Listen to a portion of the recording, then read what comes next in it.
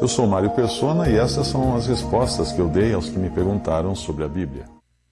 É interessante que o discurso do Senhor aqui em Mateus 5, ele sofre uma ligeira alteração a partir do versículo 11, porque então ele estava falando num sentido genérico, né?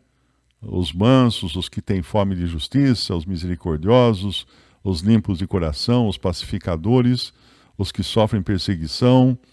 E aí ele muda, e no versículo 11, ao invés de bem-aventurados os fulano, cicrano, beltrano, bem-aventurados sois vós, no versículo 11, quando vos injuriarem, perseguirem e tal.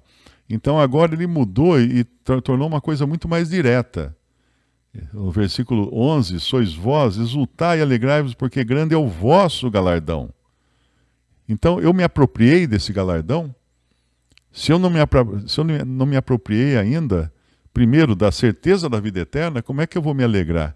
Como é que eu vou exultar se eu não conheço o meu destino eterno?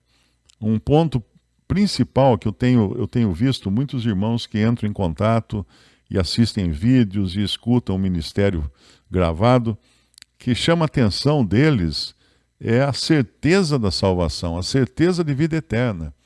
Porque a maioria da cristandade professa não tem essa certeza. Fica sempre dependendo, mas se eu for fiel até a morte, se eu der o dízimo, se eu guardar o sábado, ou se eu fizer isso, se eu fizer aquilo. Então não tem uma certeza.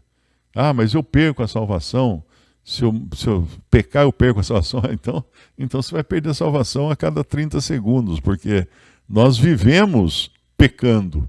Não que isso seja uma licença, né? Não é licença para matar, tipo James Bond. Então não é licença para pecar. Então não é assim.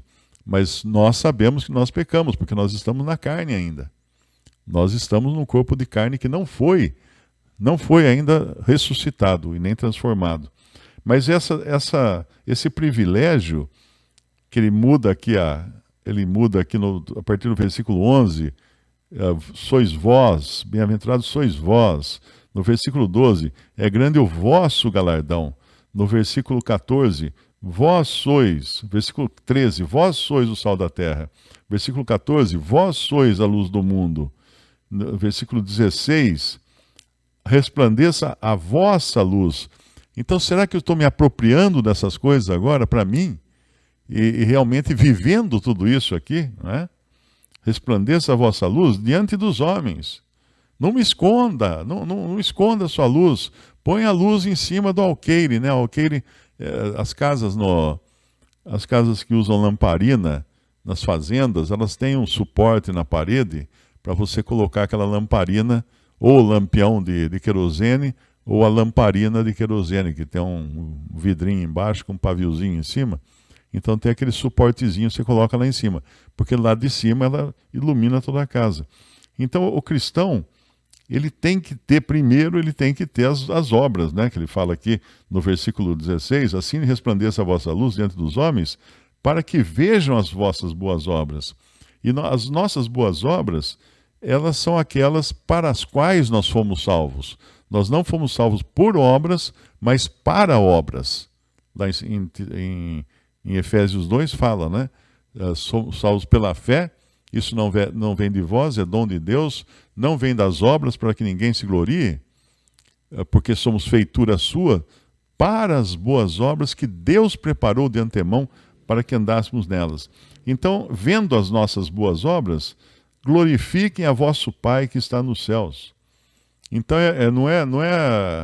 não é no sentido de ficar exibindo, dando esmola para todo mundo ver, não é nada disso. É viver constantemente dirigido pelo Espírito Santo e permitindo ser usado pelo Espírito e pelo Senhor para as boas obras que Ele preparou de antemão para que andássemos nelas. E aí então vai resplandecer diante dos homens. Eles vão ver as nossas boas obras, vão glorificar o nosso Pai que está nos céus. Se o Senhor tivesse apedrejado a mulher, ele teria feito correto? Teria ele obedecido à lei? Essa é a questão. Não, ele teria transgredido a lei. Os dois tinham que ser apedrejados. Então ele não podia executar a sentença só na mulher. Eram ambos tinham que ser apedrejados. Então, ainda que ele, vamos dizer assim, quisesse apedrejar, ele não podia, porque daí ele estava transgredindo a lei. Então, de qualquer maneira, os que queriam pegá-lo em alguma coisa, poderiam pegá-lo também se ele apedrejasse só a mulher. Teria um álibi para dizer, não, ele não cumpriu a lei. Mas a questão da lei é interessante porque existe muita dificuldade, mesmo para o cristão, saber como proceder em relação à lei. Os adventistas dividem a lei em lei cerimonial e na lei moral, que seriam os 10 mandamentos. E dizem eles que nós não estamos mais debaixo da lei cerimonial, mas nós continuamos debaixo da lei moral. A questão é que Paulo não divide, quando ele fala da lei no Novo Testamento, ele não divide a lei em duas partes. Ele fala da lei como um todo. E ele, lá em Romanos 3, ele diz que nenhuma carne será justificada diante dele, diante do Senhor, pelas obras da lei. Porque pela lei vem o conhecimento do pecado. Então a lei, ela tinha uma razão de existir e ela continua tendo uma razão de existir. Ainda que nós não estejamos mais sujeitos a cumprir a lei, ela continua sendo uma forma de revelar o pecado, de dar o conhecimento do pecado. Mas ela não nos justifica. Lá em Gálatas fala muito disso, né? Em Gálatas capítulo 2, versículo 16, ele fala disso, sabendo contudo que o homem não é justificado por obras da lei, e sim mediante a fé em Cristo Jesus. Também temos crido em Cristo Jesus para que fôssemos justificados pela fé em Cristo, e não por obras da lei. Pois por obras da lei, ninguém será justificado. Então, a tentativa de se justificar pela lei é inócua. O cristão que faz isso está perdendo tempo. Lá em o próprio capítulo 2 de Gálatas, um pouco mais à frente, no versículo 21, diz assim: não aniquilo a graça de Deus, porque se a justiça provém da lei, segue-se que Cristo morreu debalde, ou morreu em vão. E há outros versículos também que falam disso, né? Que nenhuma carne será justificada pela guarda da lei, pela observação da lei, observância da lei. E também que outro papel da lei era para que abundasse o pecado. Então, se você tem uma parede branca, você pintou a parede da sua casa de cor branca, aí vem a sua mulher e fala assim, não, mas não está branco do jeito, eu queria a parede branca. Não, está branca, eu comprei a tinta, está branca. Ela pega uma folha de papel sulfite e põe do lado, põe do lado da parede e fala, está vendo aqui, ó, não está branca, vai pintar de novo. Então, a lei é o padrão. E segundo o padrão, todos estão fora do padrão. Todos pecaram e carecem da glória de Deus, estão destituídos da glória de Deus. Porque a lei é o padrão, mas ela não serve para nos justificar. E isso ficou muito claro e provado na amostragem que Deus fez do homem. Quando você vai fazer um exame de sangue, eles não tiram todo o seu sangue, né? Vamos ver se tem anemia, tira todo o sangue dele para ver como é que está a contagem de glóbulos brancos lá, glóbulos vermelhos. Tira todo o sangue do rapaz. Não pode, você mata ele. Então o que eles fazem? Eles tiram uma ampolinha, tiram um pedacinho, uma seringuinha pequena de sangue e examina aquela amostra. A partir da amostragem, define-se como está o organismo todo.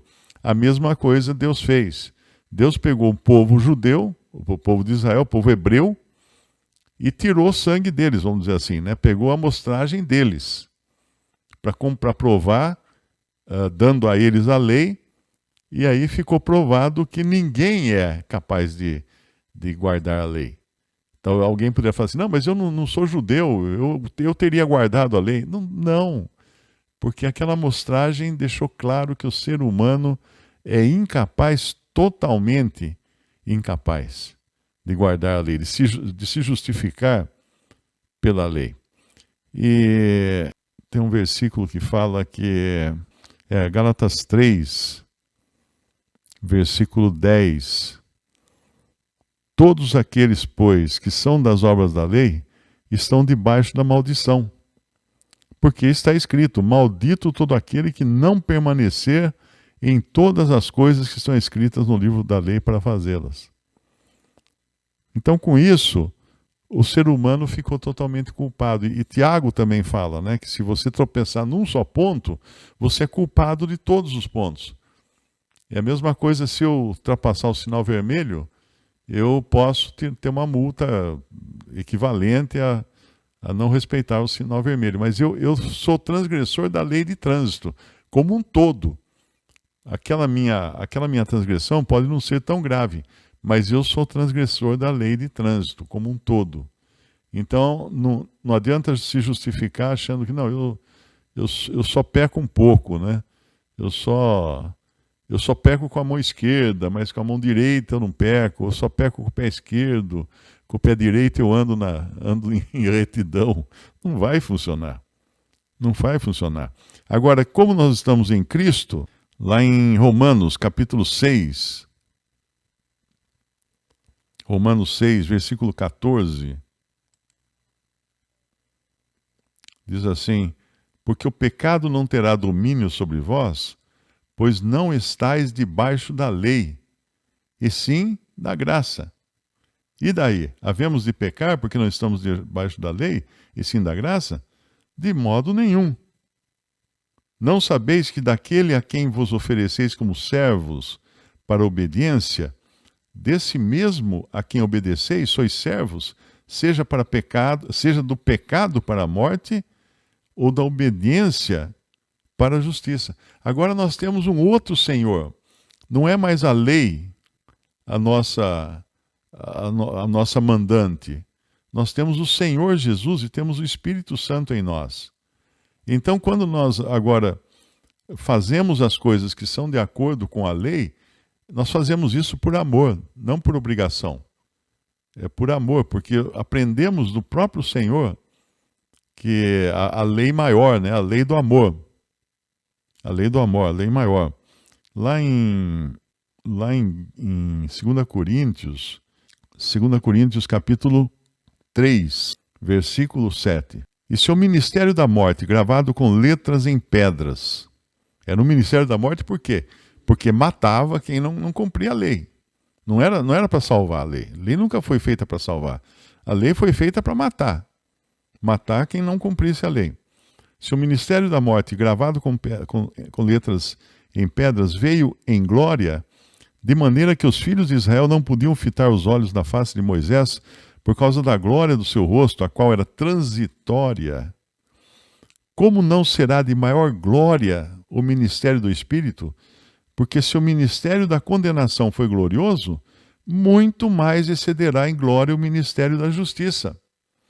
Porque também o que foi glorificado nesta parte não foi glorificado por causa dessa excelente glória. Porque se o que era transitório foi para a glória, muito mais é em glória o que permanece. Então agora nós temos algo que é muito superior à própria lei. Não estamos mais, como Paulo deu exemplo lá para os Gálatas, não estamos mais debaixo de aio, debaixo de ama seca. Deus deu aquela ama seca para Israel, aquela babá, para ela manter eles na linha, manter eles no cercadinho, não é?